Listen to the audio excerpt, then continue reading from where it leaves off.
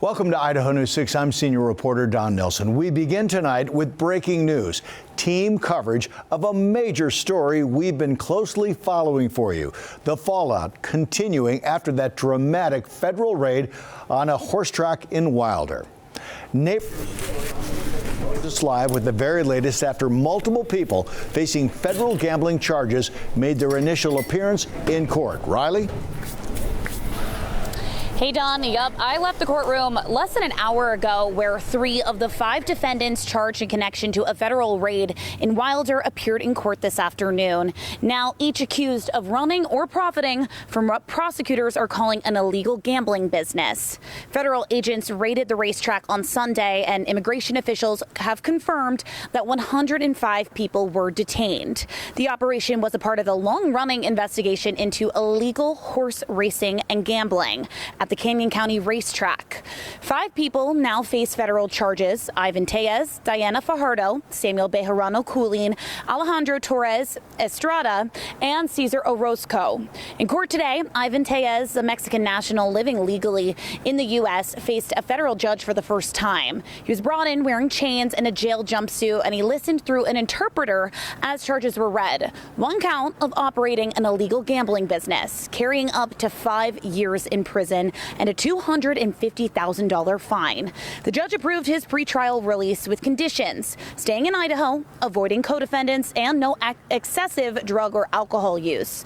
Now, Samuel Bejarano Culin, who is married to co-defendant Diana Fajardo, will remain in custody. The judge ruled he's a flight risk, noting prior failures to appear and immigration violations. Alejandro Torres Estrada also faced the judge. He was waving to family as he entered. Their large family was filling the back row of that courtroom with some small children. His attorney argued strong local ties and no criminal history. Now, the judge agreed to release him under supervision, setting his next hearing for October 28th. The remaining defendants, Cesar Orozco and Diana Fajardo, are expected in court on Wednesday. Torres Estrada, Tellez, and Bejarano Culin will all appear in court next on October 28th. You can find our full coverage on this story on IdahoNews6.com. I'm neighborhood reporter Riley Shoemaker reporting from the Boise Federal Courthouse for Idaho News 6. After a federal raid in Wilder on Sunday, families report their loved ones were taken to this ICE facility in Boise. I'm your Canyon County neighborhood reporter Victoria Rodriguez, and officials working closely with those families tell me most have been processed and moved as their loved ones navigate legal advice and next steps. I've been practicing in this area for more than 25 years. So yes, I have been through 3 different raids in the past, and this is what it looks like. It looks like people not knowing where the family is. Federal immigration officials confirmed to Idaho News 6 105 people were taken into custody during Sunday's multi-agency operation at La Catedral Arena in Wilder.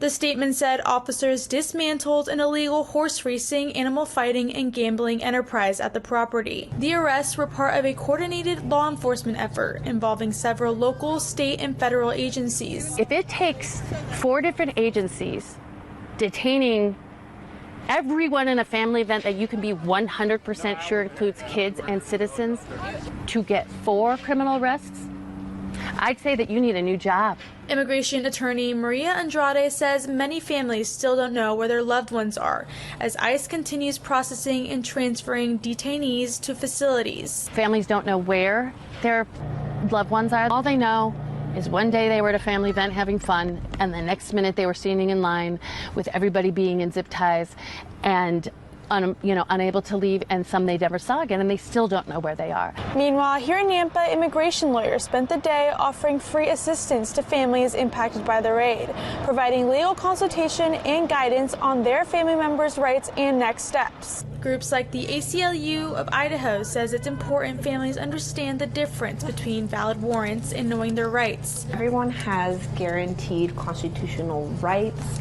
regardless of your immigration status. And so the things that people need to remember is you have the right to remain silent, you have the right to ask for an attorney, and you have the right to not consent to any searches.